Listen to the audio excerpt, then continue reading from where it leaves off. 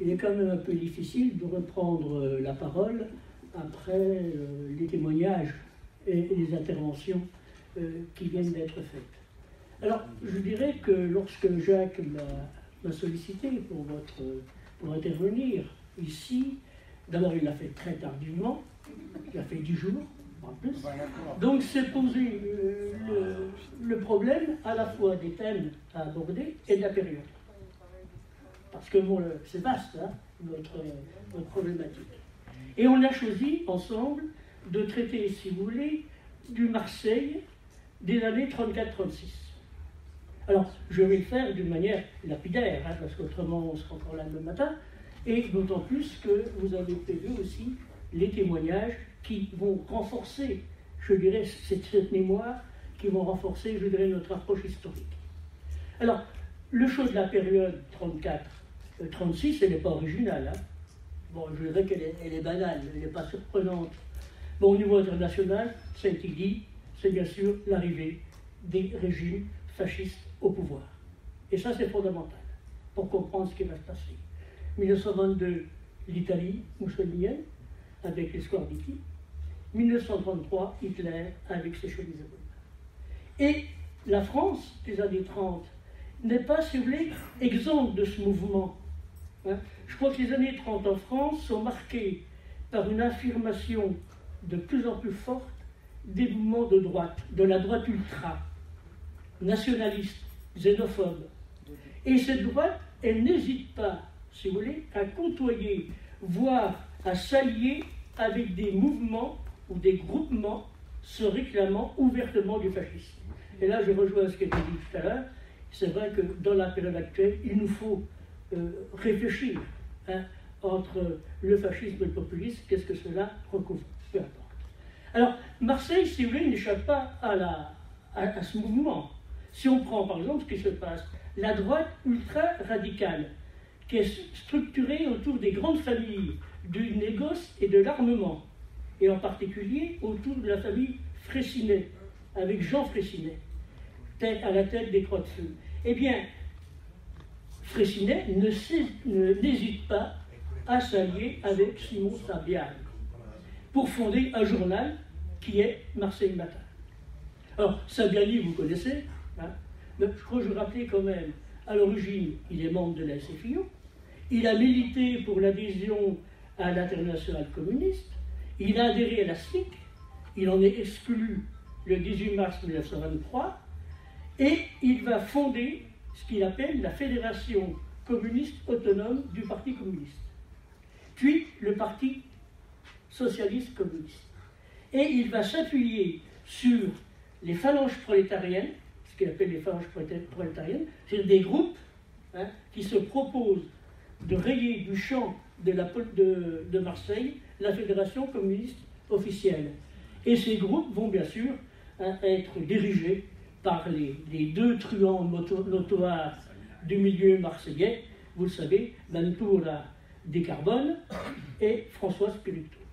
Et ces milices ont un impact important, à la fois dans les quartiers ouvriers, où ils vont faire régner, si vous voulez, un climat de terreur, mais surtout dans certaines entreprises. Parce que, bon, j'essaie de démontrer, c'est dans les entreprises que tout va se jouer. Et en particulier, si vous voulez, l'ancrage des sabianistes va être très très fort au niveau du port de Marseille. Et tout cela a des répercussions. Hein. C'est-à-dire le sabianisme va affaiblir les structures, si vous voulez, les plus radicales, opposées au régime en place, à savoir la SFIC, bon, je parlais de la SFIC, c'est l'ancêtre du PC, hein, la Fédération de l'Internationale communiste, pardon, et la CGTU. Car je pense que durant cette période, il est quand même très difficile de dissocier CGT, CGTU, SFIX, communiste, Parti communiste et, je dirais, la CGTU. Et c'est peut-être cela qui fait la force. Bon, je ne le dirai pas comme ça, là, je prends un raccourci, hein, mais qui fait la force du mouvement. Là-dessus, ça pose des sacrés problèmes. Hein. Bon. Parce que, bon, quel est l'état des lieux? La CGTU est minoritaire, à partir de 22, et ils n'ont même pas eu assez d'argent en 23 pour employer un permanent. Ils n'ont même plus de permanent en 23. Et la SFIC, elle est réduite, si vous voulez, à une faute de chagrin. Début 34, moins de 1000 adhérents sur l'ensemble des Bouches-du-Rhône. À Marseille, Biou, j'en parlerai, réunit, si vous voulez, les communistes marseillais, ils sont à peu près 83, 84, ils ont allé 90 pour faire un bon poids. Or, c'est ça qui est bien, à mon sens, excusez-moi l'expression plus familière, à partir de cette date, et de cette date à juin 36, Marseille et sa région vont connaître une série de bouleversements dont les conséquences sont palpables jusqu'aux années 1980. Alors, quels sont ces bouleversements que je vais décliner, si vous voulez, très vite? Par exemple, la manifestation du 12 février 1934, vous savez, en réponse à la journée du 6 février parisienne. Eh bien, cette manifestation est à Marseille, dès le départ, unitaire. Il n'y a pas l'histoire des deux cortèges, vous savez, qui se rejoignent. Dès le départ, c'est l'unité. On retrouve ensemble les deux CGT et aussi la SFIO et la SFIC. Au niveau politique, c'est en juin 1934 qu'est signé le pacte départemental d'unité d'action entre la SFIO et le PCF. Une signature qui intervient quand même un mois avant la signature du pacte à l'échelon national.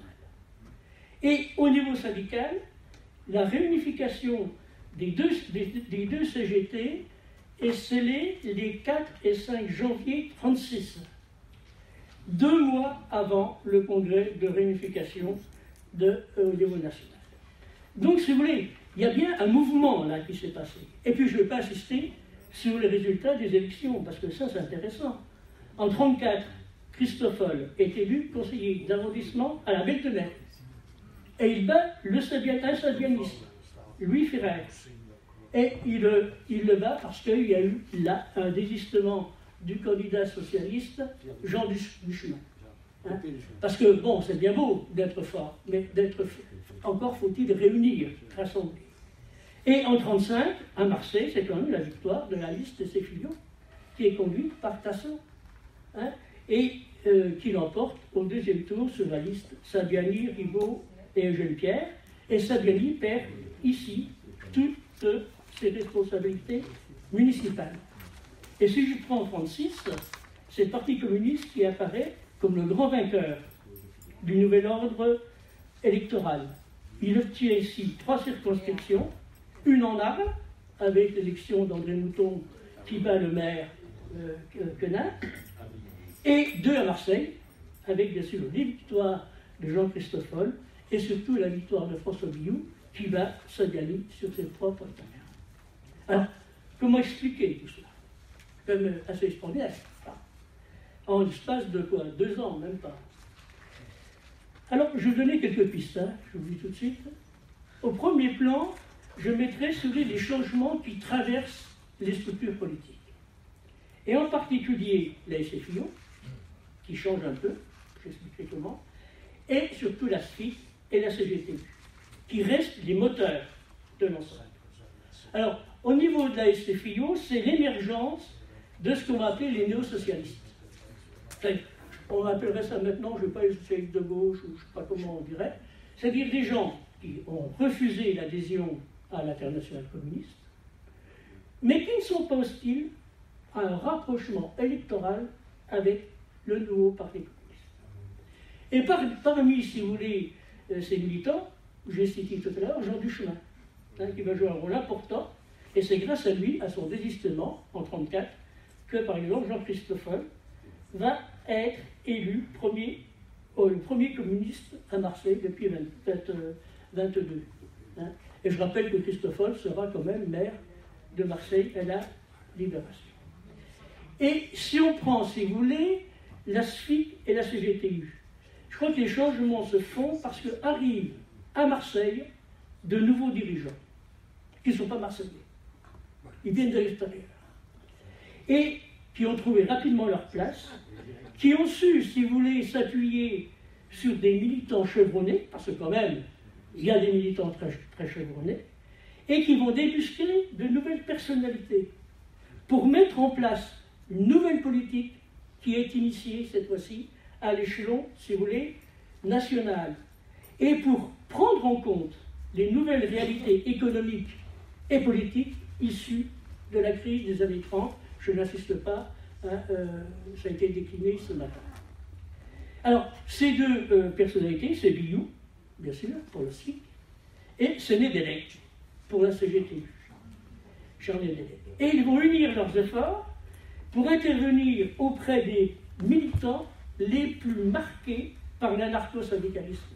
Parce qu'il ne faut pas oublier qu'à Marseille, l'anarcho-syndicalisme, du fait aussi, j'ai parlé tout à l'heure des Italiens, etc., qui sont fortement implantés, qui sont nombreux, l'anarcho-syndicalisme est ambiant, hein, il est prenant. Et il va essayer de maintenir une présence des militants partout dans les entreprises, au niveau politique, et ils vont apparaître comme les figures marquantes du communisme régional. Alors si je prends Billaud, bon là je l'évite parce que c'est connu ça, hein, il va s'obstiner à mettre en œuvre la nouvelle politique de la SIC, du PCI, hein, qui est initiée à la conférence nationale des 23 et 24 juin 1934. Et cette nouvelle politique, elle est importante, c'est vraiment une rupture. Hein, c'est-à-dire, elle vise, je dirais, à rompre avec l'amalgame qu'on avait entretenu longtemps entre fascisme et social-démocratie. Ah, les socialistes, ce sont des fascistes pour eux. Elle vise aussi à abandonner le nihilisme national, l'antimilitarisme originel, et elle vise surtout à se réapproprier l'histoire politique et syndicale de la France. Le jacobinisme, le blanquisme et le patriotisme. Hein, dans une période, si vous voulez, où la montée du fascisme fait que, quelque part, hein, l'action patriote est importante. Et Billaud comprend très vite que la SFIC ne peut pas progresser sans abattre, excusez-moi l'expression, le sabianisme. Parce que pendant très longtemps, je dirais que l'attitude des militants communistes par rapport aux sabianistes était ambiguë. Hein. Au nom de la bolchevisation, au nom de la lutte contre les socialistes, on n'a pas hésité, par exemple, en 1928, à faire élire Sagani comme député, parce que, bon, on n'a pas voulu, si vous voulez, apporter ses voix à Cavanelli, etc. Donc, si vous voulez, la lutte contre le sabianisme va prendre forme lors de la campagne, qui est bien connue, pour un Marseille propre, qui vise à dénoncer tous ceux qui ont une entreprise mafieuse sur la vie politique et économique de la ville. Et cette campagne est devenue très vite un des hauts faits mythiques de la mémoire collective communiste. Parce que je pense que si, au niveau de la mémoire, il n'y a pas une saga, si vous voulez, qui se met en place, bon, qui est quelquefois très éloignée, mais ça ne tient pas du tout de la réalité historique, je crois que ça ne peut pas marcher. Et plus tard, il y aura, vous savez, le fameux épisode plus tardif de la place Marceau. Bon, que tout le monde connaît, au moins les gens ici connaissent bien. Et à l'initiative, si vous voulez, de... Pardon ?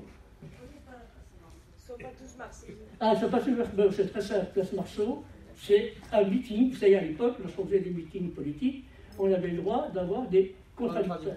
Voilà. C'est-à-dire, le candidat adverse pouvait, si vous voulez, autoriser à prendre la parole. Donc, Billaud y va pour contrer Sabiani. Bon, il va avec quelques camarades, bon, qui étaient un peu...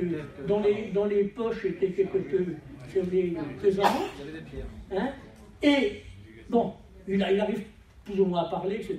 Il est quand même extradé, comme on dirait maintenant, et vous pouvez fuir. Mais c'est resté dans les mémoires communistes, si vous voulez, et c'est tellement important que Billaud, lorsque moi j'avais travaillé un peu avec lui à propos des réquisitions, il disait, mais écoutez, chaque fois que je vois un communiste ici, il me parle de la place Marceau. Mais si je les écoutais, on était 3000, 4000, 5000. Et en fait, ils étaient 80 à peu près. Peu importe. Vous voyez là, comment est-ce que cette mémoire collective s'enrichit quelquefois des sagas.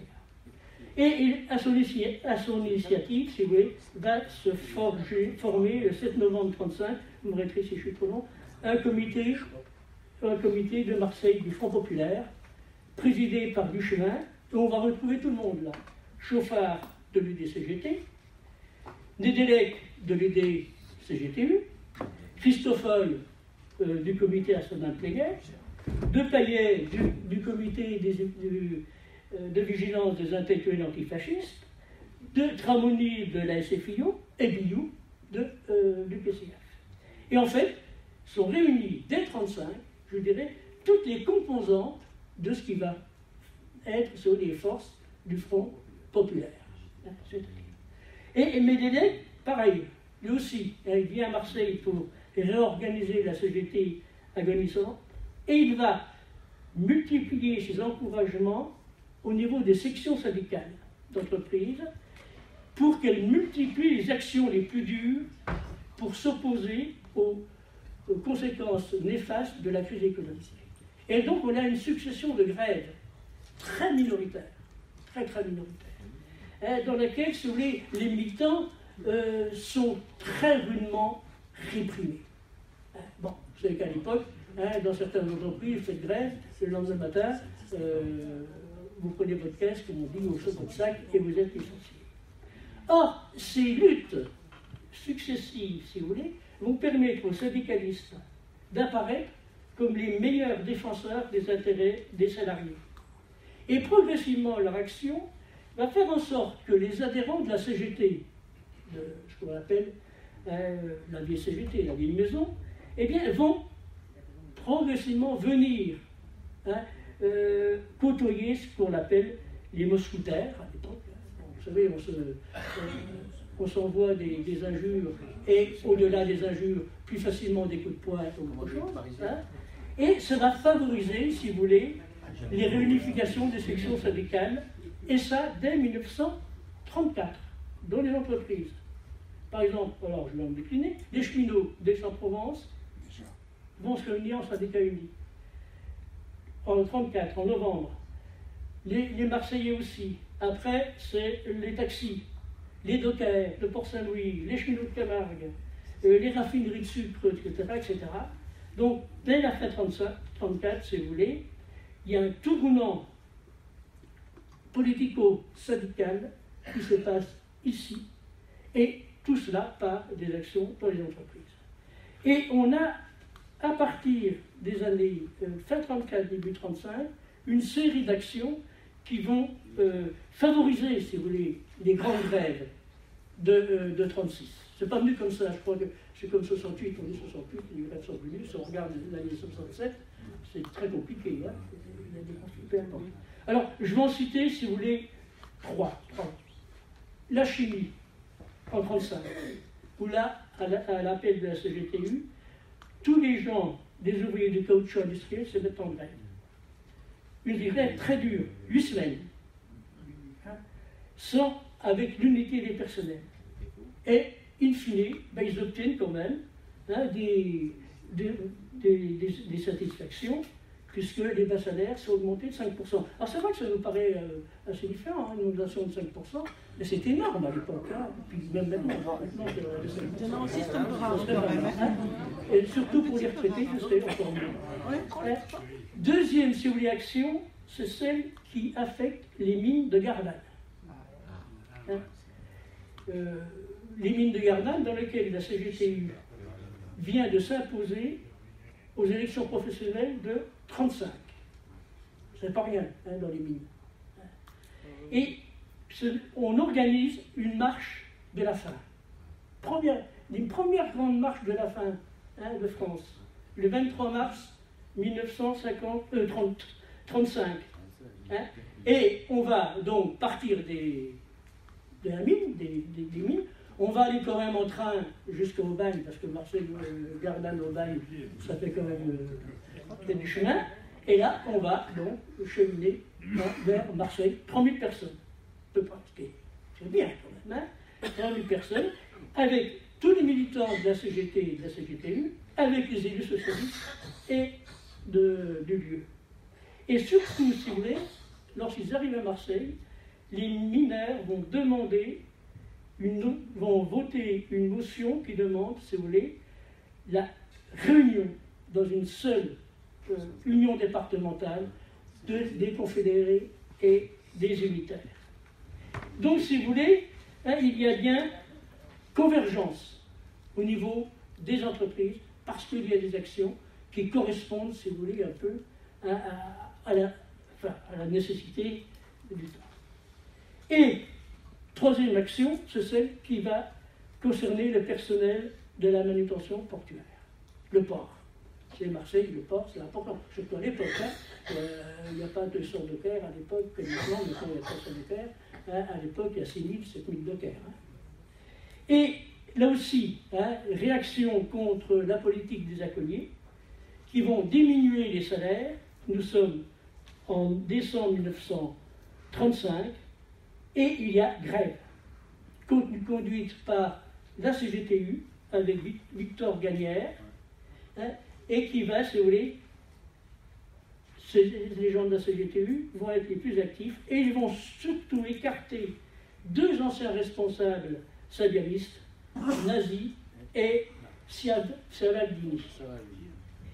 Ils vont mettre en place les piquets de grève, donc, ils vont appeler à la rescousse, bien sûr, les collègues, entre guillemets, de Port-de-Bouc, parce que Port-de-Bouc, de Port-Saint-Louis, bien sûr. Alors, on refait, si vous voulez, au moins, ce qui est une aberration, hein, le port de Marseille, c'est pas seulement Marseille, hein, il faut aller jusqu'au Rhône.